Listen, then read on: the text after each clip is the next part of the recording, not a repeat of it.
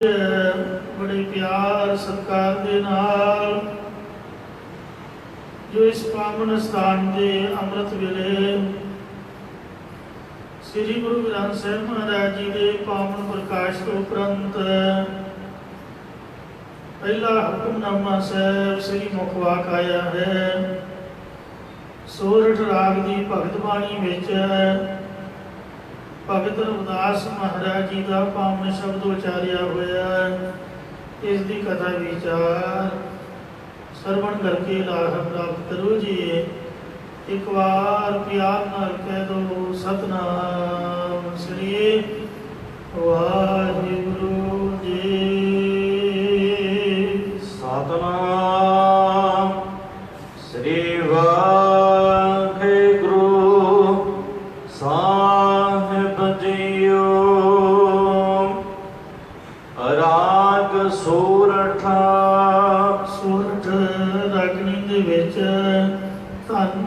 श्री गुरु अर्जन देव जी महाराज पानी भगत रविदास जी के भगत रविदास जी की बाणी प्रारंभ करते हैं। साध संगत जीओ, असल दे विच भगत जो सन गुरुआं दे विच अभेद होए सन। ज्यों जल में जल आई खटाना त्यों ज्योति संजोत समाना। मिट गए गम न पाए विश्राम नानक प्रभु कै सद कुर्बान। जल विचों बेमो ठालियो जल माही समाई है। पानी दे विच हवा दे संबंध करके लहरां उत्पन्न होंदियां हन ਅਤੇ पानी ਦੇ ਵਿੱਚ ਹੀ ਅੰਤ ਨੂੰ ਸਮਾ ਜਾਂਦੀਆਂ ਨੇ। ਐਨ ਇਸੇ ਪ੍ਰਕਾਰ ਜੋ ਭਗਤ ਸਨ ਇਹ ਗੁਰੂਆਂ ਦਾ ਰੂਪ ਹੋ ਚੁੱਕੇ ਸਨ, ਜਿਹੜੇ ਵਾਹਿਗੁਰੂ ਦੇ ਵਿੱਚ ਇੱਕ ਹੋ ਗਏ। ਉਹਨਾਂ ਦੀ ਹੀ ਬਾਣੀ श्री गुरु ग्रंथ साहिब दे विच श्री गुरु अर्जन देव जी महाराज जी ने दर्ज की है।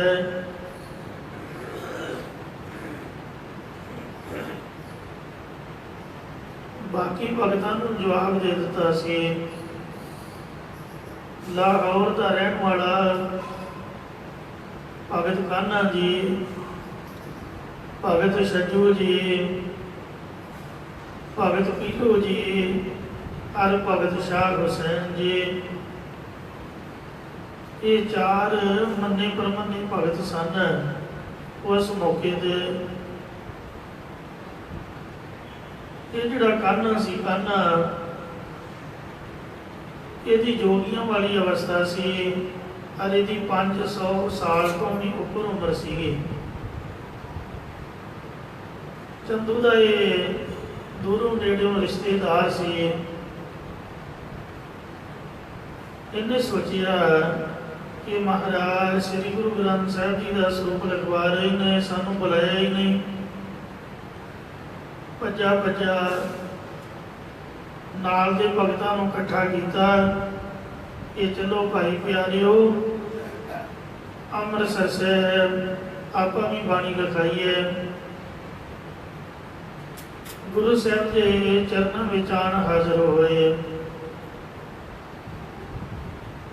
महाराज की छोटी उम्र सीगी। सारे गुरु साहब छोटिया उम्र के ही ज्योति जोत समा गए और कार्य बड़े महान किए। यदि जोगियां वाली अवस्था 10वें द्वार की प्राप्ति सी। 500 साल तो वध उम्र सी। बड़ा अहंकार दे विच बोलिया, कह लगा कि असीं तुहाडे नाल ही लाहौर दे विच रहिंदे हां। सब दुनिया सानू जानती है, तुसीं सानू याद ही नहीं कीता।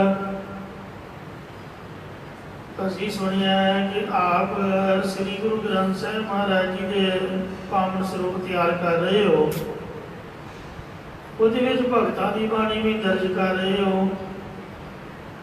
ਸਾਨੂੰ ਕਿਉਂ ਨਹੀਂ ਬੁਲਾਇਆ ਜੀ? ਅਸੀਂ ਵੀ ਤਾਂ ਮੰਨੇ ਪਰਮੰਨੇ ਭਗਤ ਹਾਂ। ਤਾਂ ਸਤਿਗੁਰੂ ਮਹਾਰਾਜ ਕਹਿਣ ਲੱਗੇ, ਆਓ ਜੀ ਸੰਤ ਜੀ, ਭਗਤ ਜੀ, ਜੀ ਆਇਆਂ ਨੂੰ। ਚਲੋ ਜੇ ਸਾਨੂੰ ਵਿਸਰ ਗਿਆ, ਜੇ ਸਾਨੂੰ ਭੁੱਲ ਗਿਆ, ਤਾਂ ਆਪ ਨੇ ਕਿਰਪਾ ਕੀਤੀ ਹੈ, ਖੁਦ ਆਪ ਆ ਕੇ ਦਰਸ਼ਨ ਦਿੱਤੇ ਨੇ। ਕਹਿੰਦੇ ਜੀ ਅੰਜਨੀ ਸਾਡੀ ਬਾਣੀ ਲਿਖੋ। ਮਹਾਰਾਜ ਕਹਿੰਦੇ ਹਾਂ ਜੀ ਜ਼ਰੂਰ ਲਿਖਾਂਗੇ, ਪਰ ਲਿਖਾਂਗੇ ਤਾਂ ਜੇ ਗੁਰਮਤਿ ਦੇ ਅਨੁਸਾਰ ਹੋਏ। ਪਹਿਲਾਂ ਤੁਹਾਡੀ ਬਾਣੀ ਸੁਣਾਂਗੇ। ਕਹਿਣ ਲੱਗਾ ਜੀ ਸੁਣ ਲਓ। ਮਹਾਰਾਜ ਕਹਿੰਦੇ ਹੁਣ ਤੁਸੀਂ ਥੱਕੇ ਆਏ ਹੋ, ਆਰਾਮ ਕਰੋ, ਪ੍ਰਸ਼ਾਦ ਪਾਣੀ ਛਕੋ, ਕੱਲ ਨੂੰ ਅੰਮ੍ਰਿਤ ਵੇਲੇ ਤੁਹਾਡੀ ਬਾਣੀ ਸੁਣਾਂਗੇ। ਜੇ ਬਾਣੀ ਗੁਰਮਤਿ ਅਨੁਸਾਰ ਹੋਈ ਤਾਂ ਜ਼ਰੂਰ ਲਿਖਾਂਗੇ। ਇਹ ਬੜੇ ਮਾਣ ਦੇ ਵਿੱਚ ਉੱਥੇ ਰਾਤ ਰਹੇ। ਅਗਲੇ ਦਿਨ ਸਤਿਗੁਰੂ ਜੀ ਨੇ ਇਹਨਾਂ ਨੂੰ ਬੁਲਾਇਆ। ਕਹਿੰਦੇ ਹਾਂਜੀ ਸੁਣਾਓ। ਭਗਤ ਕੰਨ ਬੋਲਿਆ, ਮੈਂ ਉਹੀ ਰੇ, ਮੈਂ ਉਹੀ ਰੇ, ਜਾਕੋ ਵੇਦ ਪੁਰਾਣ ਸਭ ਗਾਵੈ, ਖੋਜਤ ਖੋਜ ਨ ਕੋਈ ਰੇ, ਜਾਕੋ ਨਾਰਦ ਸਾਰਦ ਸੇਵੈ, ਸੇਵੈ ਦੇਵੀ ਦੇਵਾਰੇ, ਕਹਿ ਕੰਨ ਮਮ ਆਸ ਸਰੂਪ ਹੈ, ਅਪਰੰਪਰਾ ਲਖ ਭੇਵਾਰੇ। ਸਤਿਗੁਰੂ ਜੀ ਕਹਿਣ ਲੱਗੇ, ਇਹ ਤੁਹਾਡੀ ਬਾਣੀ ਹੰਕਾਰ ਸਮਿਲਿਤ ਹੈ, ਮਾਣ ਵਾਲੀ ਹੈ, ਇਹਦੇ ਵਿੱਚ ਮੈਂ ਹੈ, ਪਰ ਅਸਾਂ ਦੇ ਤੂੰ ਅੱਖਰ ਵਰਤਣਾ ਹੈ। ਕਬੀਰ ਜੀ ਨੇ ਵੇਖੋ ਮੈਂ ਦੇ ਵਿੱਚ ਕਿਤੇ ਹੰਕਾਰ ਨਾ ਜਾਵੇ। ਗੱਲ ਉਹੀ ਹੈ ਕਿ ਮੈਂ ਵਾਹਿਗੁਰੂ ਵਿੱਚ ਇੱਕ ਮਿਕ ਹੋ ਗਿਆ। ਮੈਂ ਅੱਖਰ ਦੀ ਬਜਾਏ ਕਬੀਰ ਜੀ ਨੇ ਤੂੰ ਵਰਤਿਆ ਹੈ, ਕਿਉਂਕਿ ਮੈਂ ਤਾਂ ਉੱਥੇ ਰਹਿੰਦਾ ਹੀ ਨਹੀਂ। ਚੱਲੀ ਲਾਉਣ ਕੀ ਪੁੱਤਰੀ ਥਾਹੀ ਸਿੰਧ ਕੋਲੈ, ਆਪ ਮੇਰੇ ਆਪੇ ਪਈ ਉਲਟ ਕਹਿ ਕੋ ਬੈਠ। ਲੋਣ ਦੀ ਜਿਹੜੀ ਡਲੀ ਹੈ ਉਹਨੂੰ ਧਾਗਾ ਬਣ ਕੇ ਸਮੁੰਦਰ ਵਿੱਚ ਸੁੱਟਿਆ ਕਿ ਇਹਦਾ ਅੰਗ ਲੈ ਕੇ ਸਾਨੂੰ ਦੱਸ, ਪਰ ਉਹ ਆਪ ਹੀ ਘੁਲ ਮਿਲ ਗਈ, ਧਾਗਾ ਇਕੱਲਾ ਹੀ ਬਾਹਰ ਆਇਆ। ਇੰਝ ਮੈਂ ਤਾਂ ਉੱਥੇ ਰਹਿੰਦਾ ਹੀ ਨਹੀਂ, ਜੀਵ ਅਭਾਵ ਹੋ ਜਾਂਦਾ। ਕਬੀਰ ਤੂੰ ਕਰਤਾ ਤੂੰ ਹੋਗਾ, ਮੁਝ ਮੈਂ ਰਹਾ ਨਾ ਹੋ, ਜਬ ਆਪਾ ਪ੍ਰਕਾਰ ਘਟ ਗਿਆ, ਜਦ ਦੇਖੋ ਤਤ ਤੂੰ। ਇਹ ਵਾਹਿਗੁਰੂ ਜਿੱਧਰ ਵੇਖਦੇ ਹੋ ਤਦ ਤੂੰ ਹੀ ਤੂੰ ਹੈ, ਤੂੰ ਸਦਾ ਸਲਾਮਤ ਨਿਰੰਕਾਰ। ਸ੍ਰੀ ਗੁਰੂ ਨਾਨਕ ਦੇਵ ਜੀ ਮਹਾਰਾਜ ਨੇ ਵੀ ਮੈਂ ਨਹੀਂ ਲਿਖਿਆ। ਗੁਰੂਆਂ ਦੀ ਬਾਣੀ 'ਚ ਤੇ ਬਾਕੀ ਹੋਰਨਾਂ ਦੀ ਬਾਣੀ ਵਿੱਚ ਇਹੀ ਫਰਕ ਹੈ। ਗੀਤਾ ਦੇ ਵਿੱਚ ਵੀ ਗੱਲ ਗਿਆਨ ਦੀ ਹੈ, ਇਹੀ ਹੈ ਗੱਲ ਜੋ ਕੁਛ ਹੈ, ਪਰ ਹੈ ਮੈਂ ਦੇ ਵਿੱਚ ਇਹੀ ਅਰਜਨ, ਤੂੰ ਮੈਨੂੰ ਹੀ ਸਾਰਿਆਂ ਦੇ ਵਿੱਚ ਪ੍ਰਤੀਤ ਕਰ। ਇਹ ਵੀ ਜਿਹੜਾ ਸ਼ਬਦ ਹੈ ਉਹ ਮੈਂ ਦੇ ਨਾਲ ਸੰਬੰਧਿਤ ਹੈ ਕਿ ਜਿੰਨਾ ਚਿਰ ਇਨਸਾਨ ਦੇ ਵਿੱਚ ਮੈਂ ਹੈ, ਹਉਮੈ ਹੈ, ਹੰਕਾਰ ਹੈ, ਉਹਨਾਂ ਚਿਰ ਉਹ ਪ੍ਰਭੂ ਦੇ ਦਰ ਤੇ ਪ੍ਰਵਾਨ ਨਹੀਂ ਚੜ੍ਹ ਸਕਦਾ। ਕਿਉਂਕਿ ਹਰ ਜੀਉ ਅਹੰਕਾਰ ਨਾ ਭਾਵੈ, ਵੇਦ ਕੋ ਸੁਣਾਵੇ। ਉੱਥੇ ਆਪਣਤ ਮੇਟ ਕੇ ਜਾਣਾ ਪੈਂਦਾ ਹੈ। ਸੋ ਜਿਵੇਂ ਜਿਹੜਾ ਬਲੌਰ ਹੈ ਉਹ ਲਾਗੇ ਕੋਈ ਕੱਪੜੇ ਦਾ ਰੰਗ ਆਪਣੇ ਵਿੱਚ ਲੈ ਕੇ ਉਹਦੇ ਵਰਗਾ ਹੀ ਬਣ ਜਾਂਦਾ। ਉਹ ਇੰਜ ਸੁਖੀ ਵਸੇ ਮਸਕੀਨੀਆਂ ਆਪ ਨਿਵਾਰ ਕਰੇ, ਬੜੇ ਬੜੇ ਅਹੰਕਾਰੀਆ ਨਾਨਕ ਗਰਭ ਗਲੇ। ਇਹ ਦੁਨੀਆ ਦੇ ਵਿੱਚ ਬੜੇ ਬੜੇ ਹੰਕਾਰੀ ਹੰਕਾਰ ਦੇ ਵਿੱਚ ਗਲ ਗਏ। ਐ ਮਸਕੀਨੀਆਂ ਪਹਿਲਵਾਨ ਤੋਂ ਸੁਖੀ ਵਸੇ। जिन्हें मैं नूं त्यागिया हंकार अपना नाम अपनी प्रसिद्धि मैं छड्डनी बड़ी औखी है पर तू सिख दे कोलों मोढे लवा ले गुरु घर की सेवा वास्ते इन व्रताधारी है। इंज रब नूं हंकार चंगा नहीं लगता। बंदे दे विच कोई बीमारी है जे वो मैं दी बीमारी निकल जाए फिर तो भगवान ही है।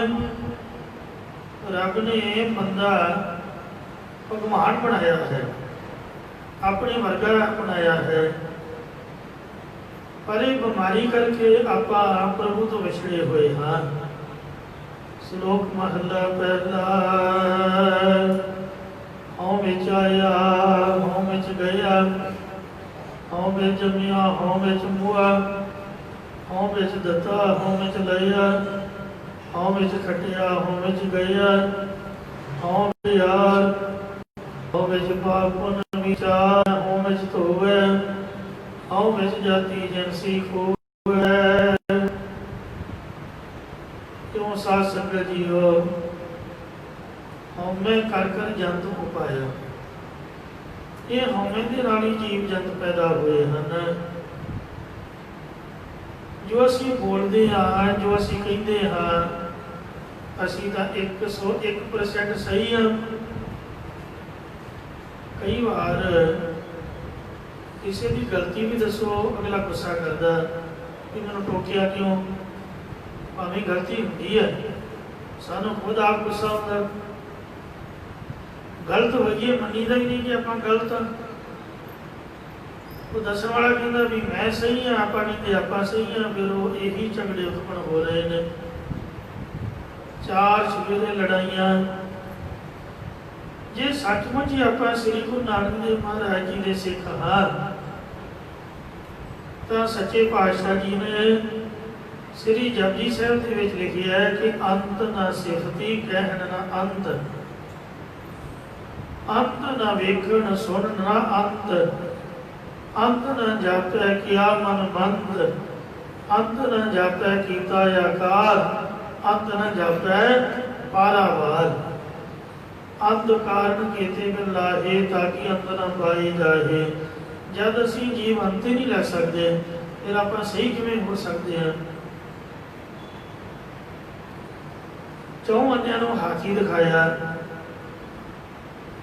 ते मुड़ के पुछया भी हाथी किस तरह का सीगा जिहदे हत्थ च पूछ फड़ाई वो कहंदा डंडे वर्गा सीगा जिहदे हत्थ दे विच कंन फड़ाए वो कहंदा कि जिस तरह केले के पत्ते हुंदे ने झूला हुंदा पक्खा इस तरह का हाथी सीगा जिहदे हत्थ विच ओहदियां लत्तां फड़ाइयां वो कहन लगा नहीं नहीं वो तो थमले वर्गा सी जिहदे हत्थ विच पेट फड़ाया पेट नूं हत्थ लवाया वो कहंदा वो तो बहुत बड़े घोड़ वर्गा है। तो इंज जे असी कुछ देख लिया है या कुछ असी पढ़ लिया है या कुछ समझ लिया है जरूरी नहीं भी जो असी बोल रहे हैं या जो असी कह रहे हैं या जो कुछ असी वेख चुके हैं वही है। ये तो अगे भी बहुत कुछ है। ये सचमुच ही गुरु नानक साहब के सिख हाँ तो सानू मनना पऊगा ये पाताला पाताल लख आकाशा आकाश कोड़ कोड़ भाल थके वेद ज्ञान इकबाद मुहम्मद नूं कहंदे 14 तब खुदा ने दिखाए उन्हें 14 कह दिते सानू महाराज ने लखा ही दिखाए ने ते लखा का भी भाग 1 लाख नहीं भाग बेअंत हैं।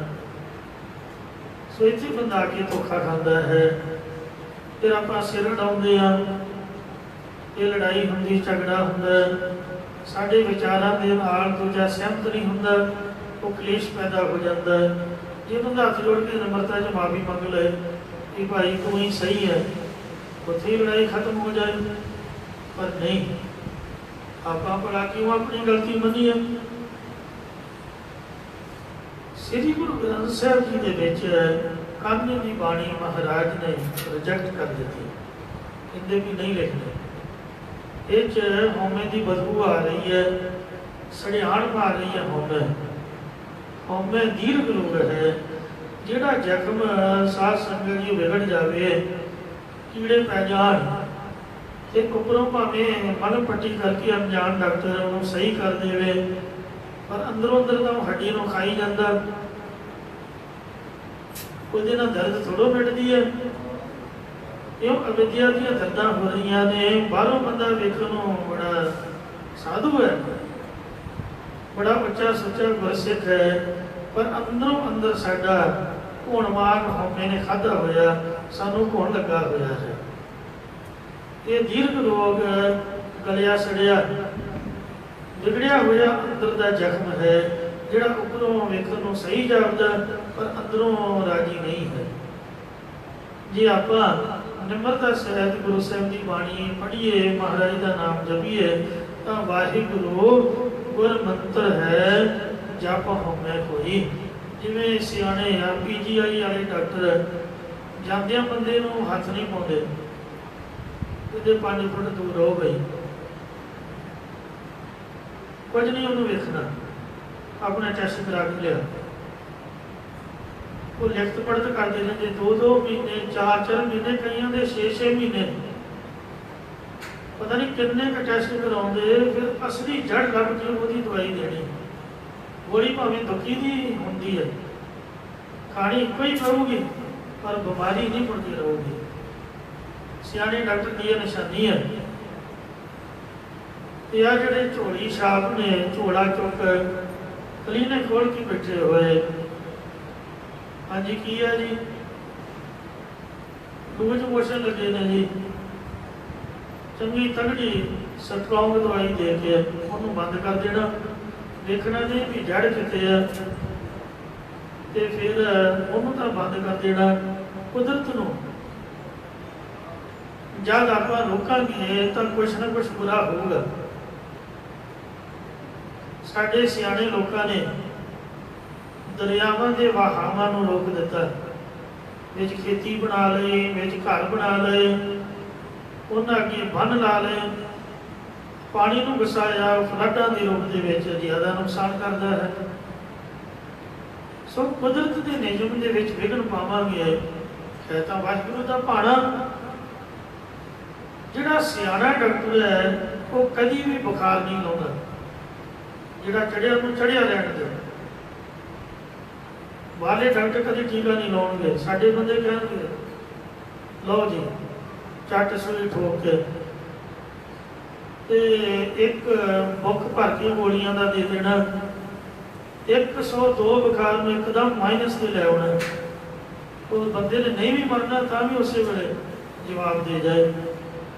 ਲੂਜ਼ ਮੋਸ਼ਨ ਲੱਗੇ ਨਹੀਂ ਵੇਖਣਾ, ਝੱਟ ਰੋਕ ਦੇਣੇ, ਇਨਫੈਕਸ਼ਨ ਦੇ ਨਾਲ ਉਲਟੀਆਂ ਲੱਗ ਜਾਣੀਆਂ, ਸਿਰ ਘੁੰਮ ਜਾਣਾ। ਇਹ ਮਾੜੇ ਡਾਕਟਰਾਂ ਦੀ ਨਿਸ਼ਾਨੀ ਹੈ, ਉਹਨਾਂ ਤੋਂ ਬਚੋ ਭਾਈ। ਬਿਮਾਰੀ ਨੂੰ ਰੋਕਣ ਦੀ ਬਜਾਏ ਉਹਨੂੰ ਹੌਲੀ ਹੌਲੀ ਤਰੀਕੇ ਦੇ ਨਾਲ ਸਹੀ ਕਰਨਾ, ਇਹ ਸਿਆਣਾ ਡਾਕਟਰ ਦੀ ਨਿਸ਼ਾਨੀ ਹੈ। ਇਹ ਨਹੀਂ ਵੀ ਜ਼ਖਮ ਹੋਇਆ ਤੇ ਪੱਟੀ ਕਰੋ, ਦਵਾਈ ਲਾਓ ਤੇ ਜ਼ਖਮ ਮੇੜ ਦਿਓ, ਵਿੱਚ ਭਾਵੇਂ ਉਹ ਕੀੜਾ ਲੱਗਾ ਹੋਵੇ, ਉਹਨੂੰ ਵੇਖਣਾ ਹੀ ਨਹੀਂ ਖੋਲ ਕੇ। ਇਸ ਵਾਸਤੇ ਪਹਿਲਾਂ ਵਿਚਲਾ ਕੰਧ ਤਾਂ ਕੱਢੋ, ਤੋ ਇੰਜ ਬਾਹਰੋਂ ਬਾਣਾ ਪਾ ਦੇਣਾ, ਅੰਦਰੋਂ ਘੁਣਵਾ ਖਾਦਾ ਹੋਣਾ। ਸਤਿਗੁਰੂ ਮਹਾਰਾਜ ਨੇ ਬਾਣੀ ਦੁਆਰਾ ਨਾਮ ਜਪਾ ਕੇ ਮਰਿਆਦਾ ਰਖਾ ਕੇ ਅੰਦਰਲਾ ਗੁਣ, ਅੰਦਰਲਾ ਕੀੜਾ ਖਤਮ ਕੀਤਾ। ਸਿਆਣੇ ਡਾਕਟਰ ਦੀ ਤਰ੍ਹਾਂ ਬੜਾ ਸਾਫ਼ ਤੇ ਸੁਥਰਾ ਸੁੰਦਰ ਇਲਾਜ ਕੀਤਾ। ਹਉਮੈ ਦੀਰਘ ਰੋਗ ਹੈ, ਦਾਰੂ ਪੀ ਇਸ ਮਾਹੇ, ਕਿਰਪਾ ਕਰੇ ਜੀ ਆਪਣੀ, ਤਾਂ ਗੁਰ ਕਾ ਸ਼ਬਦ ਕਮਾਹੇ। ਨਾਨਕ ਕਹੈ ਸੁਣੋ ਜਣੋ, ਇਕ ਸੰਜਮ ਦੁਖਾਏ। ਵਾਹਿਗੁਰੂ ਗੁਰ ਮੰਤਰ ਹੈ ਜਪ ਹਉਮੈ ਕੋਈ। ਨਾਮ ਜਪਾ ਕੇ ਕਰਨੇ ਦੀ ਬਾਣੀ ਨੂੰ ਮਹਾਰਾਜ ਨੇ ਪਾਸੇ ਕਰ ਦਿੱਤਾ। ਉਹਨੂੰ ਚੜਿਆ ਗੁੱਸਾ, ਕਹਿਣ ਲੱਗਾ ਤੁਸੀਂ ਤੁਰਕਾਂ ਦੇ ਘਰ ਸਰੀਰ ਛੱਡੋਗੇ, ਇਹ ਮੇਰਾ ਸ਼ਰਾਪ ਹੈ। ਤੁਸੀਂ ਮੇਰੇ ਭਗਤ ਦੀ ਨਰਾਦਰੀ ਕੀਤੀ ਹੈ। ਮਾਰੇ ਬੰਦੇ ਭੜਿਆ ਮਾਨਸਾ, ਤੂੰ ਕੀ ਬੋਲ ਰਿਹਾ ਹੈ? ਆਪਣੇ ਬਾਰੇ ਤੈਨੂੰ ਸਮਝ ਹੈ? ਦੂਜਿਆਂ ਦੀ ਮੌਤ ਤਾਂ ਤੂੰ ਵੇਖ ਲਈ, ਕੀ ਵੱਡਾ ਹੋ ਗਿਆ?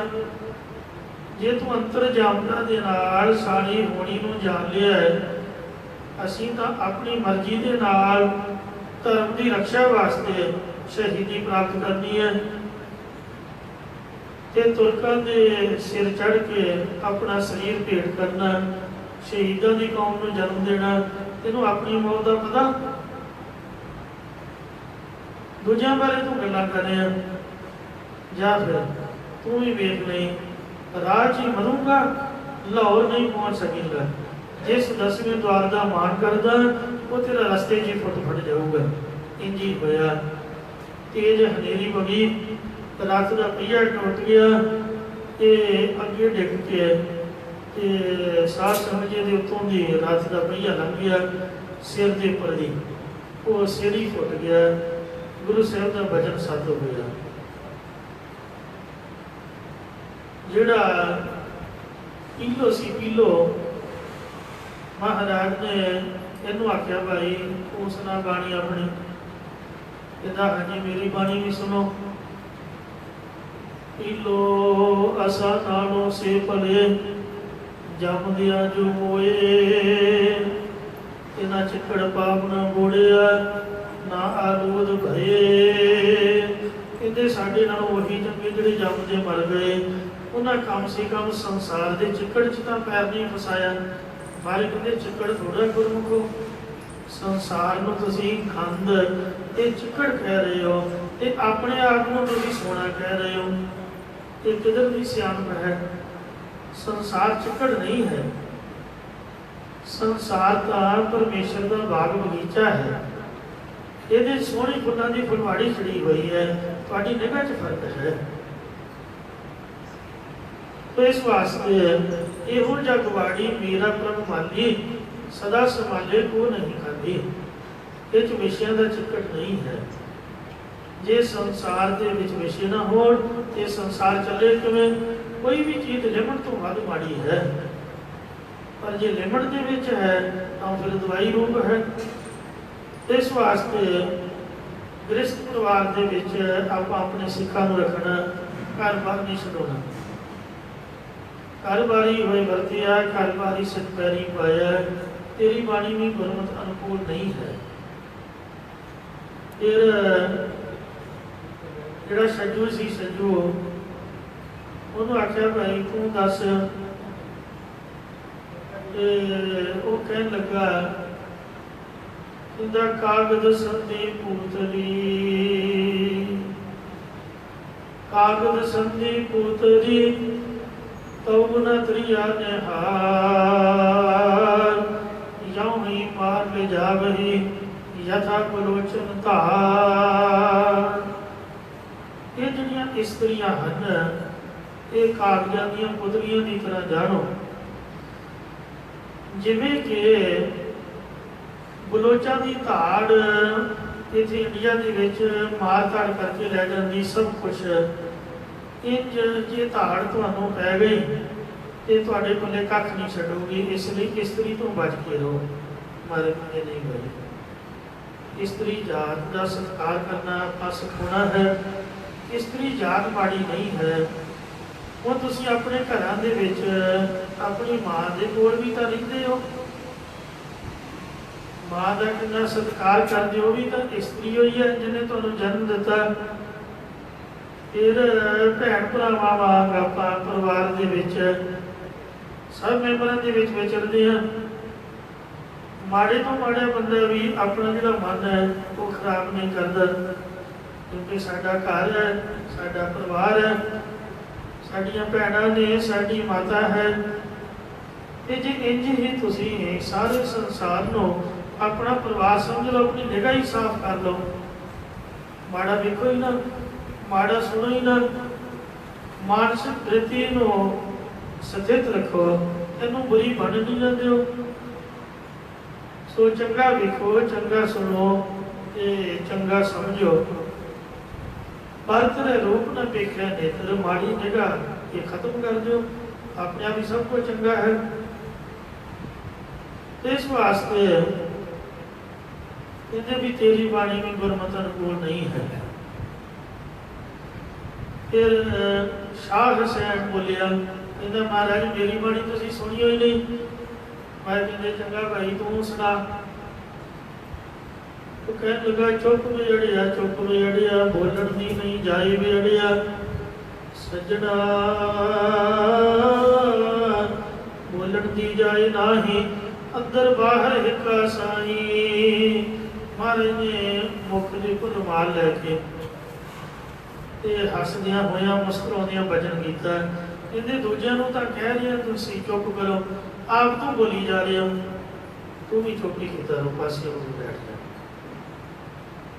रब ने जबान दी है मुंह लाया है ये थोड़ा भी मकान आया मां सिर सुट के जितना अफसोस करना आईदा इतना चुप करके बैठे रहो। गुरुद्वारे साहिब तो साजां दे नाल कीर्तन हुंदा है ते जिन्हों गुरबाणी पढ़नी गाउणी आउंदी है वो नाल बोल सकता है। जा रसना जपै ना नाम तिल तिल कर कटिया ये रसना तू अमरस राज रही तेरी प्यास न जाए। रे जेबा करो सत खंड जामना उचरस श्री गोबिंद जड़ी जबान वाहिगुरु जी का नाम नहीं जाती कहते टोटे टोटे कर दो। रसना के नाल का नाम जपना है। चुप करना महाराज का नियम नहीं है क्योंकि चुप है चुपना हो गई जी लाई रहा लुटा। ठीक है अपना बोलो किसी के सवाल का उत्तर देवो दो अखरों के विच वाद विवाद के विच ना पवो ते महाराज का नाम बोलो बोल हर नाम सफल सकरी। सो कहने का भाव ये है कि जेड़े संत भगत प्रवान जो प्रभ पाया सही बचखण जंत जगी हर के आया। जिन्ना भगतां दी बाणी गुरु ग्रंथ साहिब दे विच दर्ज है वो गुरु साहिब दे विच अभेद सीगे। महाराज के उन्हां च फर्क कोई नहीं। मैं तो ये गल समझदा ये भगत बाणी नहीं गुरुआं दी बाणी होई है। जिन्ना भगतां दी बाणी तुसीं वेख रहे हो सुन रहे हो पढ़ रहे हो। भगत नामदेव तो मराठी वाला सीगा उन्होंने पंजाबी कित्थे आउंदी सी। महाराष्ट्र दे विच जम्मिया उत्थे ही रहा। आ जिहड़ी रविदास जी की बाणी है ये काशी के बनारस के हैं। पंजाबी तो इत्थे नहीं आपां सही बोल सकते। आ चंडीगढ़ अंबाला स्टेट दे विच विचे हिंदी मिक्स अप है कि हमें आ काम ना करो हमें वहाँ गए थे विचे पंजाबी विचे हिंदी ठेठ पंजाबी च गुरमुखी च गुरबाणी है। ये बोली तो भगतां दी है ही नहीं सी। कबीर साहब भी बनारस दे विच पैदा हुए। एक मोटी जी उदाहरण भट्टां दे सवैयां दी है। जिहड़े 17 भट्ट चौं वेदां दे अवतार हुए 4 चौके 16 ते 17वां ब्रह्मे का अवतार होया भिखा भट्ट। इन्हां नूं पंजाबी कित्थे आउंदी सी। मैं महापुरखों की रचना तो सवैयां की कथा सुनदिया ये वचन सुनिया है कि संस्कृत बड़े बड़े विद्वान सीगे काशी दे विच एकत्र हुए पढ़ाई वास्ते। लागे बन्ने पिंडां दे विच वक्खो वक्खरे इन्हां दा जन्म होया। एक जगह ते एकत्र हुए ये तो संस्कृत पढ़े हुए सीगे। इन्हां नूं नहीं सी आउंदी गुरमुखी। जिस बोली च ना बाणी उचारी है बोली इन्हां दी नहीं है। ये तो गुरुआं दी बोली है गुरमुखी गुरां दे मुख तो निकली हुई। ते भगत कबीर जी तो गुरुआं तो पहला सीगे। उन्हां कद उड़ाड़ा पढ़ लिया बई मैनूं समझ नहीं आउंदी। ते इस वास्ते सारी बाणी है गुरमुखी च। जित्थों तक मैं गल समझी है साडे मैट्रिक की किताब दे विच रहीम दे श्लोक सीगे। कबीर साहब के हिंदी दे विच बेअंत श्लोक ने। भगतां दी बाणी गुरु ग्रंथ साहब तो अलग भी बड़ी मिलती है वो होर बोली विच है। जिहड़ी महाराज की बाणी विच दर्ज है समझ लो भी गुरुआं दी बाणी है या सच्चे पातशाह ने कृपा की। जिवें भट्टां नूं इन्हां बेनती की जी रहो संत हो टोर साध को तेरे डिठे सन्यासी तपसी मुखों पंडित मिठे बस एक हो फिरियो किने नो परचो लायो, कहते कहती सुनी रहत को खुशी न आयो। पर नाम छोड़ दूजा लगे, जिनके गुण हो क्या कहो, गुर दइये मिलायो लिखिया, जिव तू रखे तिव रहो। ये महाराज एक साल हो गए सानू भटकदिया होया, किसी ने नाम का परचा नहीं लाया। हुण असीं इत्थे भगती दे वचन सुने, नाम की गल सुनी, साडा मन बड़ा लगा। हुण असीं तुहाडे चरनां च रहांगे, जिवें रखोगे तिवें रहांगे, सानू ब्रह्म ज्ञान बख्शो जी। सच्चे पातशाह कहंदे साडे गुरु नानक साहब की उस्तति करो भाई गुरमुखो, जे तुसीं ब्रह्म ज्ञान पाउणा चाहुंदे हो। क्योंकि ज्ञान ध्यान किस कर्म न जाना, सार न जाना तेरी, सब ते वड्डा सतगुर नानक जिन कर राखी मेरी। कहते जी सानू तो पंजाबी बोलनी आउंदी होई नहीं, ते सच्चे पातशाह भी आप उस्तति किवें करिए। आप तो हिंदी मैन संस्कृत पढ़े हुए हैं जी, सानू तुहाडी बोली कित्थे आउंदी। तां साहिबां ने किरपा की, कहते मैं तुहानूं जा सिखाऊंगा। सवैये श्री मुखबाक महला पंजवा, आदि पुरख करतार करन कारण सब आपे, पूर रहो आदि पुरख अवतार करन कारण सब आपे। इउं महाराज सच्चे पातशाह जी ने साध संगत जी 9 सवैये उचारण किए। श्री मुखबाक महला पंजवा दे सवे गेट आख्या भी इंज गुरबाणी उचारो। इस तरह बोली बोल के ते सहबां दी उस्तति करो, नाल उन्हां दी किरपा भरी जगह पाई।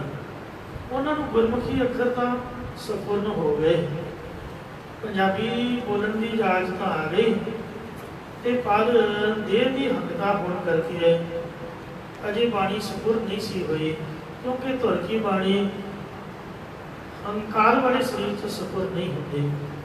फिर महाराज ने वेखिया, कहते जी सानू कोई अखर नहीं आवड़ रहा, बाणी सपुर नहीं हो रही। तो साहबा ने ये साध संगत जो 11 सवैये उचार के उन्होंने देह का अहंकार तोड़िया। काची दे मोह फुन बांधे, 60 करोड़ को चील को ज्ञानी, धावत गुरमत रह नहीं पाव, पार ब्रह्म की गत नहीं जानी। जौबन रूप माया मन माता, विचरत बिगड़ बड़ो मानी। पर धन पर अपमान नार निंदा, यह बेटी जी माई हतानी। भल पंच शब करत जीव पावा, एक सुनत भव अंतर जामी।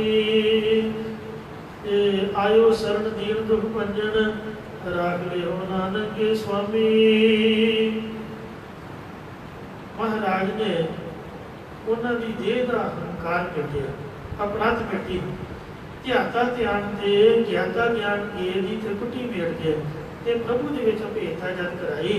एकमिक हो गए, आत्मा प्रात्मा एको करे, गुरु साहब जी मिल गए, तब बाणी सपुर्ण हुई। फिर उन्होंने लहरा बहरा ला दिया, सवैये महल्ले पहले के, दूजे के, तीजे के, चौथे के, पंजवें के, पंजा पातशाहियों की उस्तति की थी। राजे बलवंत के सत्य ढूंढते भी कृपा करके सच्चे पातशाह ने उन्होंने को वार पुचरवाई। कितने वेखो कोड़ी हो गए, कलंकी हो गए, गुरु घर वालों सरापे गए, ये महाराज ने कृपा की। उन्होंने की ताकत बाणी उचार सकत भाई, उन्होंने जबान पक्की हुई सी। कहते जी कोड़ बैठो, महाराज कहते गुरु नानक साहब की उस्तति करो, जिस रसना दे नाल निंदिया की उहदे नाल उस्तति करो। उन्होंने जबान ते जख्म हुई सी, पक्की हुई सी जबान, बोलिया ना गया। कहते जी बोलिया नहीं जाता, माफ करना।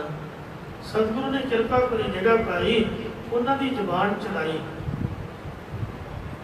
ते फिर उन्होंने वार उचारी। श्री गुरु हरकृष्ण साहब जी ने लूले ते वो बोले ते साध संगत जी वो गूंगे बंदे तो अर्थ कराए सी गीता दे अपने उखरा साहब सजू जी व्रत।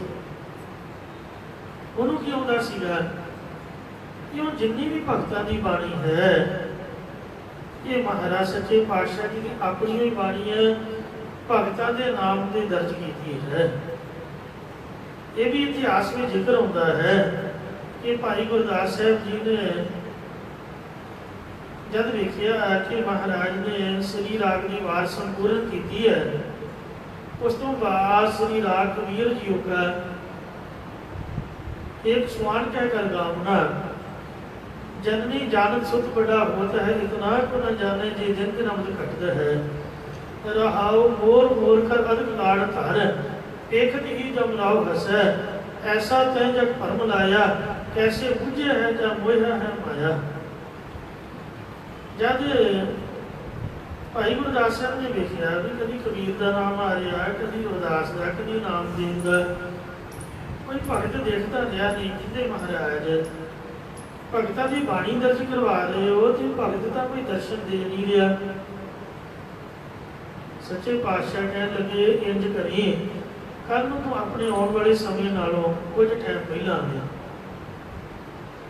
तो भाई गुरदास जी समझ लो जे 4 बजे आते सी तो 3 बजे आ गए, जे 3 बजे आते सी तो 2 बजे पहुँच गए। रामसर साहब वाली गल है।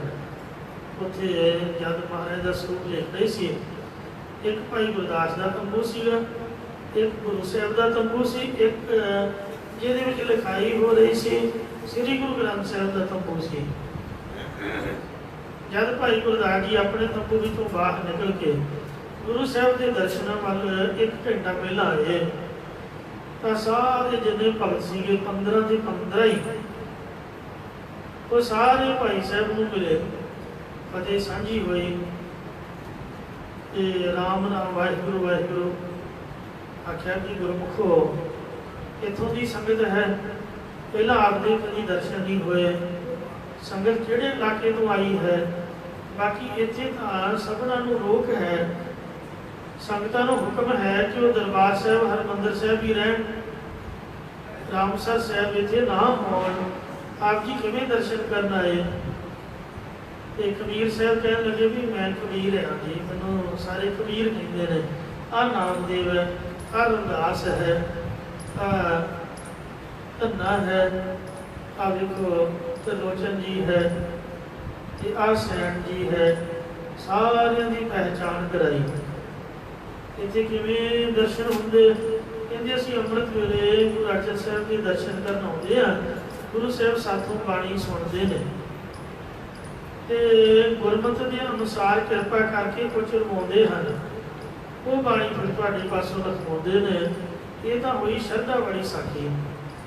जे आप ना मनीए कि इस तरह होया तो साध संगत जीओ कई कहते हैं कि गुरु साहबान के पास भगत बाणी पहले ही मौजूद सी, महाराज सच्चे पातशाह जी के कोल ते सारे भगतों को गुरु नानक साहब जी मिले ने, कबीर जी ने भी पंचबड़ी तो आउंदियां मिले ने, सारे को दर्शन दिते ने, फरीद साहब को भी मिले हैं, उन्होंने प्रथाए 6 श्लोक आसा दी वार विच हैं। तो इंज भगत गुरु साहब जी विच अभेद हैं। कई कहते भी भगतां दा हुक्मनामा कित्थों लै लिया जी, माफ करना, ते कहते गुरुआं दा हुक्मनामा सुनाओ। साध संगत जी भगत बाणी में गुरु साहबान की बाणी च कोई फर्क नहीं जे, एक मिक जात पात तो साडी बनाई हुई है, ते कोई चमार जाति नाल संबंधित है, कोई किसी नाल, पर अंतर आत्मा तो एक है, ब्रह्म ज्ञान की जोत तो एक ही है। जोत मिली सन जोत रहिया घाट। सो भगत रविदास साहब जी तेरी बाणी श्री गुरु अर्जन देव साहब जी महाराज रखवा रहे हैं। एक ओंकार एक अद्वैत रूप परमेश्वर, वो ओंकार जो सर्वदा प्रकाशित है। सतगुर प्रसाद सत है, चित है, आनंद रूप है। जब हम होते तब तो नाही। एक बार वाहिगुरु जी रविदास जी की प्रेमा भगती दे प्रेम की खिच च खिचे हुए सरगुण स्वरूप के भगत रविदास जी के सन्मुख आके प्रगट होए।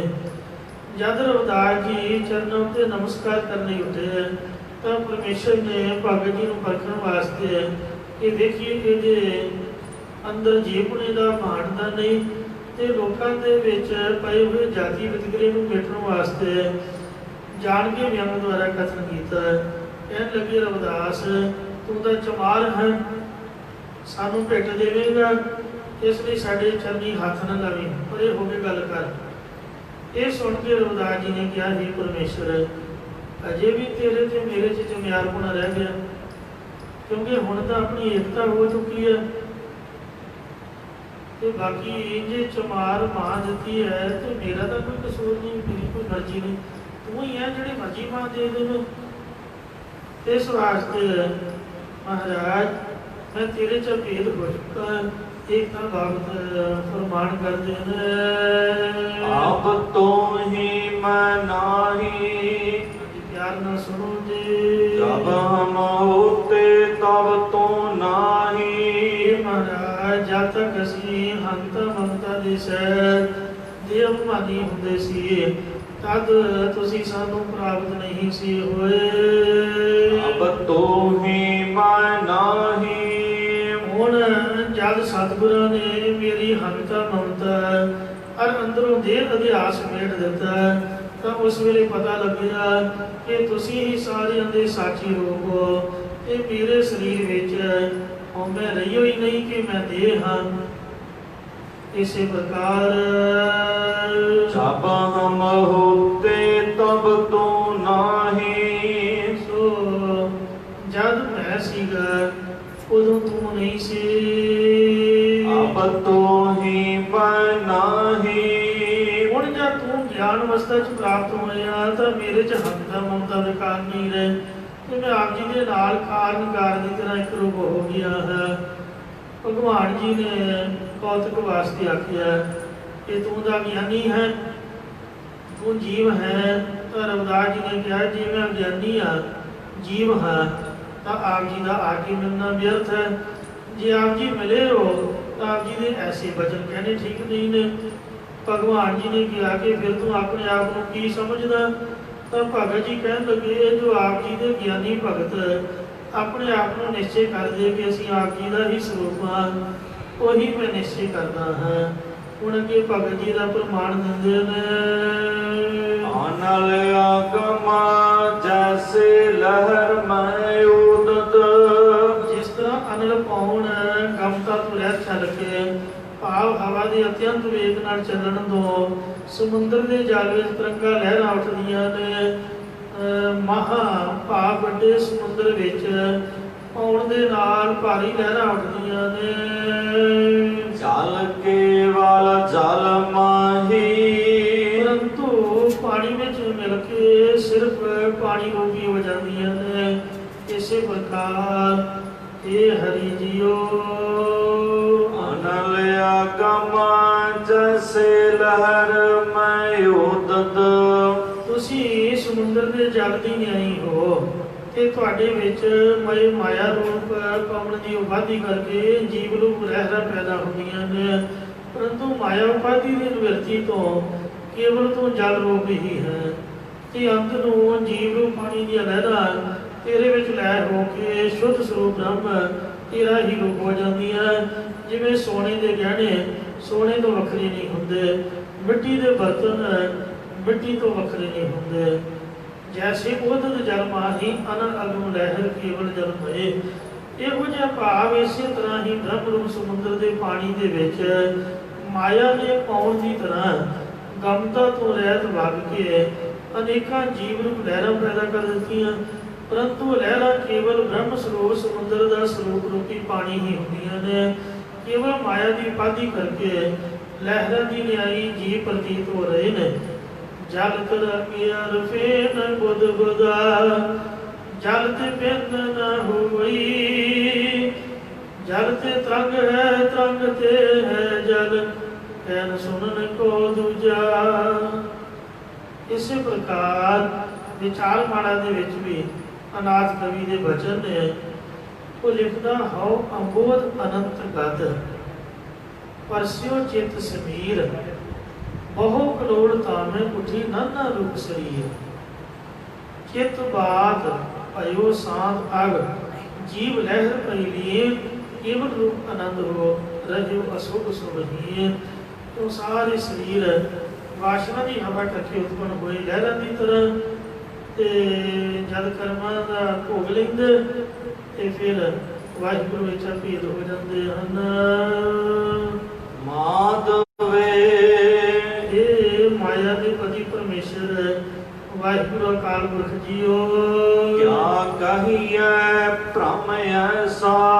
ਕੀ ਕਹੀਏ ਕਿ ਪਰਮ ਦਾ ਸਰੂਪ ਇਹੋ ਜਿਹਾ ਹੈ, ਇਹੋ ਜਿਹੇ ਪਰਮ ਨੂੰ ਕੀ ਕਹੀਏ। ਜੈਸਾ ਮਾਨੀਐ ਹੋਏ ਨਾ ਤੈਸਾ। ਕਿਉਂਕਿ ਜਿਹੋ ਜਿਹਾ ਅਗਿਆਨ ਕਾਲ ਵਿੱਚ ਜੰਮਣ ਮਰਨ ਵਾਲਾ ਜਗਤ ਸੱਚਾ ਮੰਨੀ ਬੈਠੇ ਸੀ, ਇਹੋ ਜਿਹਾ ਗਿਆਨ ਕਾਲ ਵਿੱਚ ਨਹੀਂ ਹੁੰਦਾ, ਜਾਂ ਬ੍ਰਹਮ ਗਿਆਨ ਪੈਣ ਕਰਕੇ ਤੇ ਇਹੋ ਜਿਹਾ ਪ੍ਰਤੀਤ ਨਹੀਂ ਹੁੰਦਾ।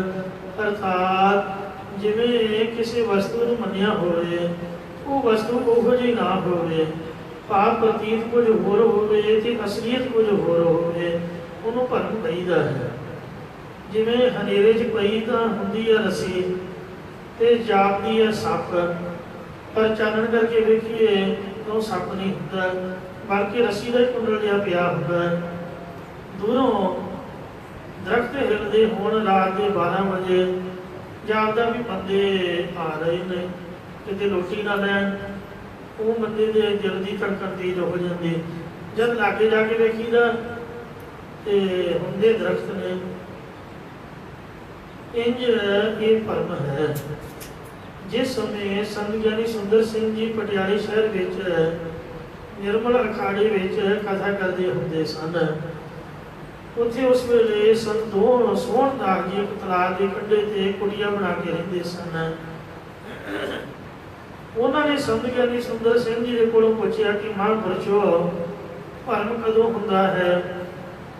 ਤਾਂ ਮਹਾਂਪੁਰਸ਼ਾਂ ਨੇ ਕਿਹਾ, ਸੰਤ ਜੀ, ਜਿੱਥੇ ਘੁੱਪ ਹਨੇਰਾ ਹੁੰਦਾ ਹੈ ਉੱਥੇ ਵੀ ਭਰਮ ਨਹੀਂ ਪੈਦਾ ਹੁੰਦਾ, ਜਿੱਥੇ ਚਾਨਣ ਹੋਵੇ ਉੱਥੇ ਵੀ ਭਰਮ ਨਹੀਂ ਬਣਦਾ। ਜਦੋਂ ਕੁਝ ਕੁ ਚਾਨਣ ਤੇ ਕੁਝ ਕੁ ਹਨੇਰਾ ਹੋਵੇ ਤੇ ਉਸ ਸਮੇਂ ਕੋਈ ਵਸਤੂ ਦਾ ਆਕਾਰ ਪ੍ਰਤੀਤ ਹੋਵੇ ਪਰ ਉਹਦਾ ਯਥਾਰਥ ਗਿਆਨ ਨਾ ਹੋਵੇ, ਉੱਥੇ ਭਰਮ ਪੈਦਾ ਹੁੰਦਾ ਹੈ। ਇਸੇ ਪ੍ਰਕਾਰ ਸਤ ਚਿਤ ਆਨੰਦ ਅਸਤੀ ਭਾਤੀ ਪ੍ਰੇਤਾ ਰੂਪ ਜਿਹੜਾ ਬ੍ਰਹਮ ਹੈ ਰੱਸੀ ਦੀ ਤਰ੍ਹਾਂ ਹੈ, ਤੇ ਉਹਦੇ ਵਿੱਚ ਜੋ ਕਰਤਾ ਗੁਣਾ ਕਾਰਨ ਸੂਖਮ ਸਦੂਲ ਆਦਿਕ ਸੱਪ ਦੀ ਤਰ੍ਹਾਂ ਭਰਮ ਪ੍ਰਤੀਤ ਹੋਇਆ। ਭਾਵ ਯਥਾਰਥ ਵਸਤੂ ਦਾ ਸਮਾਨ ਗਿਆਨ ਹੋਣਾ ਤੇ ਅਯਥਾਰਥ ਵਸਤੂ ਦਾ ਵਿਸ਼ੇਸ਼ ਗਿਆਨ ਹੋਣਾ, ਉੱਥੇ ਭਰਮ ਪੈਦਾ ਹੁੰਦਾ ਹੈ। ਫਿਰ ਸੰਤ ਸੋਹਣਦਾਸ ਜੀ ਨੇ ਕਿਹਾ ਕਿ ਇਹ ਤਾਂ ਸਮਝ ਆ ਗਈ, ਪਰ ਇਹ ਦੱਸੋ ਕਿ ਭਰਮ ਆਉਂਦਾ ਕਿੱਥੋਂ ਹੈ? ਤਾਂ ਮਹਾਂਪੁਰਖ ਕਹਿਣ ਲੱਗੇ, ਅਸੀਂ ਤੁਹਾਨੂੰ ਇੱਕ ਉਦਾਹਰਨ ਦਿੰਦੇ ਹਾਂ। ਜਿਵੇਂ ਕਿਸੇ ਦੀ ਝੋਲੀ 'ਚ ਸੱਪ ਆਣ ਕੇ ਡਿੱਗ ਪਏ ਤੇ ਉਹ ਵੇਖ ਕੇ ਸੋਚਣ ਲੱਗ ਪਏ ਕਿ ਸੱਪ ਕਿੱਧਰੋਂ ਆਇਆ ਹੈ, ਅਸਮਾਨ ਤੋਂ ਡਿੱਗਿਆ ਜਾਂ ਦਰਖਤ ਤੋਂ ਡਿੱਗ ਕੇ ਆਇਆ। ਇਸ ਤਰ੍ਹਾਂ ਸੋਚਦੇ ਉਹ ਸੱਪ ਡੰਗ ਮਾਰ ਕੇ ਚਲਾ ਜਾਊਗਾ। ਬੈਠਾ ਬੰਦਾ ਸੋਚਦਾ ਰਹੇ। ਇਸੇ ਪ੍ਰਕਾਰ ਜਦੋਂ ਪਤਾ ਲੱਗ ਹੀ ਗਿਆ ਵੀ ਮੇਰੇ ਅੰਦਰ ਭਰਮ ਪਿਆ ਹੋਇਆ, ਤੇ ਉਹਨੂੰ ਸੁੱਟ ਦਿਓ ਸੱਪ ਦੀ ਤਰ੍ਹਾਂ, ਅਰੇ ਵਗਾ ਮਾਰੋ। ਉਸ ਭਰਮ ਦੀ ਨਿਵਰਤੀ ਲਈ ਯਤਨ ਕਰਨਾ ਚਾਹੀਦਾ, ਇਹ ਸਵਾਲ ਜਵਾਬ ਕਰਨੇ ਚਾਹੀਦੇ ਕਿ ਕਦੋਂ ਆਇਆ, ਕਿੱਥੋਂ ਆਇਆ, ਕਿਵੇਂ ਆਇਆ, ਕਿੱਥੇ ਗਿਆ। ਇਹੋ ਜਿਹੇ ਝਗੜੇ ਝਮੇਲੇ 'ਚ ਪੈਣਾ ਨਹੀਂ ਚਾਹੀਦਾ। ਸੋ ਗੁਰ ਪ੍ਰਸਾਦੀ ਸਹਿਜ ਉਪਜੈ ਤੇ ਸਹਿਸਾ ਇਵਜਾਏ। ਮਹਾਰਾਜ ਆਨੰਦ ਸਾਹਿਬ ਜੀ ਵਿੱਚ ਲਿਖਿਆ ਕਿ ਗੁਰੂ ਦੀ ਕਿਰਪਾ ਨਾਲ ਗਿਆਨ ਪੈਦਾ ਹੁੰਦਾ, ਇਹ ਜਿਹੜਾ ਸਹਿਸਾ ਕਹੀਏ, ਭਰਮ ਕਹੀਏ, ਇਹ ਚਲਾ ਜਾਂਦਾ। ਸੋ ਇਸ ਤਰੀਕੇ ਦੇ ਨਾਲ ਭਗਤ ਰਵਿਦਾਸ ਜੀ ਭਗਵਾਨ ਜੀ ਨੂੰ ਕਹਿਣ ਲੱਗੇ, ਹੇ ਭਗਵਾਨ, ਸਾਡੀ ਭਰਮ ਨੇ ਐਸੀ ਦਸ਼ਾ ਕਰ ਰੱਖੀ ਹੈ ਕਿ ਪ੍ਰਾਪਤ ਹੁੰਦਾ ਹੋਇਆ ਵੀ ਅਪਰਾਪਤ ਰੂਪ ਸੀਗਾ। ਇਸ ਸਿਧਾਂਤ ਨੂੰ ਲੈ ਕੇ ਅਗਲਾ ਸ਼ਬਦ ਉਚਾਰਦੇ ਹਨ। ਇੱਕ ਵਾਰ ਰਾਏ ਬੁਲਾ ਕਹਿਣ ਲੱਗਾ ਕਿ ਇਹ ਸਤਿਗੁਰੂ ਨਾਨਕ ਦੇਵ ਜੀ ਮਹਾਰਾਜ, ਲੋਕ ਕਹਿੰਦੇ ਨੇ ਕਿ ਭਰਮ ਜਾਂ ਅਗਿਆਨ ਹਨੇਰੇ ਵਰਗਾ ਹੈ, ਪਰ ਹਨੇਰੇ 'ਚ ਤਾਂ ਬੰਦੇ ਨੂੰ ਆਪਣੇ ਆਪ ਦੀ ਸੋਝੀ ਰਹਿੰਦੀ ਹੈ। ਮੈਂ ਤਾਂ ਇਹਨੂੰ ਹਨੇਰੇ ਦੇ ਨਾਲੋਂ ਵੀ ਮਾੜਾ ਸਮਝਦਾ, ਕਿਉਂਕਿ ਇਹਦੇ 'ਚ ਬੰਦੇ ਦਾ ਦਿਮਾਗ ਘੁੰਮ ਜਾਂਦਾ, ਉਹਨੂੰ ਆਪਣੇ ਆਪ ਦਾ ਪਤਾ ਨਹੀਂ ਹੁੰਦਾ ਵੀ ਮੈਂ ਕੌਣ ਹਾਂ। ਇਸ ਤਰ੍ਹਾਂ ਦੇ ਕੇ ਫਰਮਾਨ ਕਰਦੇ ਨੇ, ਨਰ ਪਤਾ ਏਕ ਸਿੰਘਾਸਣ ਸੋਇਆ। ਜਿਵੇਂ ਇੱਕ ਰਾਜਾ ਦੁਪਹਿਰ ਦੇ ਟਾਈਮ ਤੇ ਥੱਕਾ ਟੁੱਟਾ ਦੀਵਾਨ ਲਾ ਕੇ ਸਿੰਘਾਸਣ ਦੇ ਸੌਂ ਗਿਆ। ਭਇਆ ਭਿਖਾਰੀ। ਹਰ ਸੁੱਤੇ ਪਿਆ ਰਾਤ ਵਾਹਿਗੁਰੂ ਦੁਪਹਿਰੇ ਹੀ ਉਹਨੂੰ ਸੁਪਨਾ ਆ ਗਿਆ, ਜਿਹਦੇ 'ਚ ਉਹਦੇ ਉੱਪਰ ਕਿਸੇ ਦੂਜੇ ਰਾਜੇ ਨੇ ਚੜ੍ਹਾਈ ਕਰ ਦਿੱਤੀ ਤੇ ਉਹ ਦੂਸਰੇ ਦੇਸ਼ ਦੇ ਵਿੱਚ ਚਲਾ ਗਿਆ। ਭਿਖਾਰੀਆਂ ਦੇ ਤੇਰਾ ਮੰਗਦਾ ਪੇਟ ਨਾ ਭਰਿਆ। ਕਿਸੇ ਜੱਗ ਦੇ ਵਿੱਚ ਖਿਚੜੀ ਲੈਣ ਲਈ ਪਿੱਲਾ ਜਿਹਾ ਭਾਂਡਾ ਲੈ ਕੇ ਖੜਾ ਹੋ ਗਿਆ। ਅਜੇ ਖਿਚੜੀ ਪਈ ਸੀ ਗਰਮ ਤੇ ਦੋ ਝੋਟਿਆਂ ਨੇ ਫੇਟ ਮਾਰੀ ਤੇ ਉਹਦਾ ਹੱਥ ਹੀ ਲੱਗਿਆ, ਪੈਰਾਂ ਤੇ ਭਾਂਡਾ ਡਿੱਗ ਕੇ ਟੁੱਟ ਗਿਆ ਗਰਮ ਗਰਮ ਖਿਚੜੀ ਨਾਲ ਤੇ ਬੜਾ ਦੁੱਖ ਲੱਗਾ। ਉਸੇ ਵਕਤ ਉਹਦੀ ਜਾਗ ਖੁੱਲ ਗਈ। ਇਹ ਮਹਾਰਾਜਾ ਜਨਕ ਦੀ ਸਟੋਰੀ ਹੈ। ਫਿਰ ਉਹਨੇ ਸਾਰਿਆਂ ਨੂੰ ਬੰਨ੍ਹਿਆ ਵੀ ਮੈਨੂੰ ਦੱਸੋ ਇਹ ਸੱਚਾ ਕਿ ਉਹ ਸੱਚਾ, ਦੱਸੇ ਹੈ ਨਾ ਵੀ ਸੁਪਨਾ ਕਿਹੜਾ ਆਇਆ। ਫਿਰ ਅਸ਼ਟਾਵਕਰ ਨੇ ਉਹਨੂੰ ਗਿਆਨ ਵੀ ਕਰਾਇਆ ਕਿ ਜਿਵੇਂ ਇਹ ਸੁਪਨਾ ਨਹੀਂ ਸੱਚਾ, ਉਸ ਤਰ੍ਹਾਂ ਹੀ ਜਗਤ ਵੀ ਨਹੀਂ ਸੱਚਾ। ਤੋ ਇਸ ਤਰ੍ਹਾਂ ਉਹਦਾ ਭਲਾ ਹੋਇਆ। ਕਿਉਂ ਸੁਪਨਾ ਸੱਚਾ ਨਹੀਂ ਹੁੰਦਾ, ਜੋ ਕੁਝ ਦਿਨੇ ਕਰੀਦਾ ਵੇਖੀਦਾ ਉਸ ਤਰ੍ਹਾਂ ਹੀ ਸੁਤਰਿਆ ਪਿਆ ਫੋਟੋਆਂ ਜੀਆਂ ਦੇਖਦੀਆਂ ਨੇ। ਇਸ ਤਰ੍ਹਾਂ ਹੀ ਜਗ ਜੀਵਨ ਐਸਾ ਸੁਪਨੇ ਜੈਸਾ। ਅਜਤ ਰਾਜ ਬਿਸਰਤ ਦੁਖ ਪਾਇਆ। ਸਾਨੂੰ ਅਕਾਲ ਪੁਰਖ ਨੇ ਬਣਾਇਆ ਤਾਂ ਰਾਜੇ ਸੀਗਾ, ਪਰ ਇਹ ਜ਼ਿੰਦਗੀ ਦਾ ਸੁਪਨਾ ਆਇਆ ਅਸੀਂ ਭਿਖਾਰੀ ਬਣ ਗਏ, ਮੰਗਤੇ ਬਣ ਗਏ, ਕੌਡੀਆਂ ਕੌਡੀਆਂ ਵਾਸਤੇ ਮੰਗਣ ਲੱਗ ਪਏ। ਮਾਨੋ ਕੀ ਟੇਕ ਬਿਰਥੀ ਸਭ ਜਾਨ, ਜੀਵਨ ਕੋਈ ਕਿਆ ਭਗਵਾਨ। ਅਕਸਰ ਹੈ ਤਾਂ ਆਤਮਾ ਪਰਮਾਤਮਾ ਦੀ ਜੋਤ, ਉਹਨੂੰ ਅਸੀਂ ਭੁੱਲ ਗਏ ਆ। ਸਮਝਦੇ ਕਿ ਆਪਾਂ ਜੀਵ ਆ, ਕਿਤੇ ਭੁੱਖੇ ਨਾ ਮਰ ਜਾਈਏ, ਜੇ ਸਾਨੂੰ ਕੋਈ ਦੇਵੇ ਨਾ ਇੰਜ ਜੀ ਉਂਝ ਜੀ। ਬੜੀਆਂ ਉਲਟੀਆਂ ਸਿੱਧੀਆਂ ਕਈ ਵਾਰ ਬੰਦਾ ਇਕੱਲਾ ਬੈਠਾ ਸੋਚਦਾ ਰਹਿੰਦਾ ਕਿ ਕੀ ਬਣੇਗਾ ਮੇਰਾ। ਮਹਾਰਾਜ ਨੇ ਆਖਿਆ ਚਿੰਤਾ ਛੱਡ ਅਚਿੰਤ ਰਹੋ, ਨਾਨਕ ਲੱਗ ਪਾਈ। ਉਹ ਗੁਰੂ ਨਾਨਕ ਸਾਹਿਬ ਦੇ ਚਰਨੀ ਲੱਗਾ ਰਹੋ ਭਾਈ ਗੁਰਮੁਖਾ। ਆਪਣੀ ਚਿੰਤਾ ਆਪਣੇ ਪਿਓ ਨੂੰ ਹੁੰਦੀ ਹੈ, ਮਾਂ ਪਿਓ ਦੇ ਹੁੰਦਾ, ਬੱਚੇ ਨੂੰ ਚਿੰਤਾ ਦੀ ਲੋੜ ਨਹੀਂ। ਸਾਡਾ ਪਿਓ ਜੋ ਜਿਉਂਦਾ, ਉਹਦਾ ਘਰ-ਬਾਰ ਵੇਖੋ, ਜਿਉਂਦਾ ਜਾਗਦਾ, ਬਾਗ ਪਰਿਵਾਰ ਸੰਗਤ ਆਪਾਂ ਰਹਿ ਲਵੇ, ਕਾਹਦੀ ਚਿੰਤਾ। ਚਿੰਤਾ ਤਾਂ ਉਹ ਕਰੇ ਜਿਹਨੂੰ ਕੁਛ ਪ੍ਰਾਪਤ ਨਹੀਂ ਹੋਇਆ। ਨਾਨਕ ਚਿੰਤਾ ਮਤ ਕਰੋ, ਚਿੰਤਾ ਤਿਸੀ ਹੈ ਜਲ ਮੈਂ ਜੰਦ ਉਪਾਇ ਤਿਨਾ ਪੇ ਰੋਜੀ ਦੇ, ਵਿੱਚ ਉਪਾਏ ਸਾਇਰਾ ਤਿਨਾ ਬੇਸਾਰ ਕਰੇ। ਨਾਨਕ ਚਿੰਤਾ ਮਤ ਕਰੋ, ਚਿੰਤਾ ਤਿਸੀ ਹੈ। ਅਸੀਂ ਭਿਖਾਰੀ ਬਣ ਗਏ ਹਾਂ ਰਾਜ ਦੇ ਹੁੰਦਿਆਂ ਹੋਇਆਂ। ਸੋ ਗਤ ਭਈ ਹਮਾਰੀ। ਉਹ ਰਾਜੇ ਦੀ ਸੁਪਨੇ ਵਰਗੀ ਸਾਡੀ ਬੁਰੀ ਹਾਲਤ ਹੋਈ ਪਈ ਹੈ। ਦਰ ਦਰ ਦੀਆਂ ਠੋਕਰਾਂ ਖਾ ਰਹੇ ਹਾਂ। ਜਿਹੜਾ ਕਲਗੀਧਰ ਮਹਾਰਾਜ ਕਹਿੰਦੇ ਮੇਰੀ ਰਹਿਤ ਨਹੀਂ ਰੱਖਦਾ, ਉਹ ਠੋਕਰਾਂ ਖਾਊਗਾ। ਰਹਿ ਨਹੀਂ ਰਹਿ ਸੋਈ ਸਿੱਖ ਮੇਰਾ, ਜਬ ਦਾ ਖਾਲਸਾ ਰਹਿ ਨਿਆਰਾ, ਤਬ ਲਗ ਤੇਜ ਦਿਓ ਮੈਂ ਸਾਰਾ। ਜਾਵੇ ਕਹਿ ਵਿਤਰਣ ਕੀ ਨੀਤ, ਮੈਂ ਨਾ ਕਰੋ ਇਨਕੀ ਪ੍ਰਤੀਤ। ਰਾਜ ਭੁਯੰਗ ਪ੍ਰਸੰਗ ਜੈਸੇ ਹੈ। ਜਿਸ ਤਰ੍ਹਾਂ ਰਾਜ ਰਜੂ ਦੇ ਵਿੱਚ ਭੁਯੰਗ ਰੱਸੀ ਦਾ ਭਰਮ ਹੁੰਦਾ ਹੈ। ਆਪ ਕਛ ਮਰਮ ਜਨਾਇਆ। ਇਸੇ ਪ੍ਰਕਾਰ ਬ੍ਰਹਮ ਰੂਪ ਰੱਸੀ 'ਚ ਸੱਪ ਦੀ ਤਰ੍ਹਾਂ ਭਰਮ ਕਰਕੇ ਜਗਤ ਭਾਸਦਾ ਕਲਪਿਆ ਹੋਇਆ ਹੈ। ਜਿਵੇਂ ਸੰਗਮਰਮਰ ਦੀ ਸਿੱਪੀ 'ਚ ਚਾਂਦੀ ਕਲਪੀ ਹੋਈ ਹੈ, ਇਉਂ ਬ੍ਰਹਮ 'ਚ ਸੰਸਾਰ ਸਰੂਪ ਕਲਪਿਤ ਪ੍ਰਤੀਤ ਹੋ ਰਿਹਾ। ਭਗਤ ਰਵਿਦਾਸ ਜੀ ਕਹਿੰਦੇ ਕਿ ਹੁਣ ਇਸ ਭਰਮ ਦੀ ਨਿਵਰਤੀ ਦਾ ਭੇਦ ਗੁਰਾਂ ਦੀ ਕਿਰਪਾ ਦ੍ਰਿਸ਼ਟੀ ਕਰਕੇ ਕੁਝ ਕੁ ਮੇਰੇ ਤਾਈਂ ਜਨਾਇਆ, ਉਹ ਮੈਂ ਤੁਹਾਡੇ ਨਾਲ ਸਾਂਝਾ ਕਰ ਰਿਹਾ ਹਾਂ। ਇਹ ਸਤਿਗੁਰਾਂ ਦੀ ਕਿਰਪਾ ਦ੍ਰਿਸ਼ਟੀ ਕਰਕੇ, ਭਰਮ ਦੀ ਨਿਵਰਤੀ ਕਰਕੇ ਕੁਝ ਕੁ ਸਾਡੇ ਤਾਈਂ ਸਰੂਪ ਦਾ ਭਰਮ ਭੇਦ ਜਨਾ ਦਿੱਤਾ।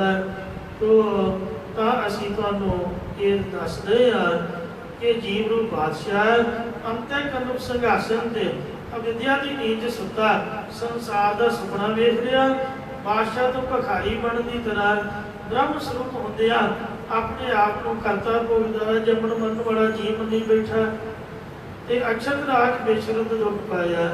ਪ੍ਰਕਾਸ਼ ਸਰੂਪ ਦੇ ਹੁੰਦਿਆਂ ਜੀਵ ਉਹਦੇ ਤੋਂ ਵਿਛੜ ਕੇ ਅਵਿਦਿਆ ਦੀ ਨੀਂਦ ਕਰਕੇ ਦੁੱਖ ਪਾ ਰਿਹਾ। ਸੋਗਤ ਪਈ ਹਮਾਰੀ, ਉਹ ਸੁਪਨਾ ਵੀ ਰਾਜੇ ਦੀ ਤਰ੍ਹਾਂ ਸਾਡੀ ਹਾਲਤ ਹੋ ਰਹੀ ਹੈ।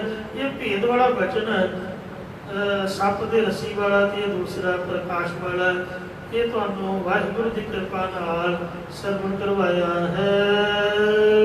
ਨਾਨਕ ਕਟਕ ਜੈਸੇ ਭੂਲ ਪਾਰੇ।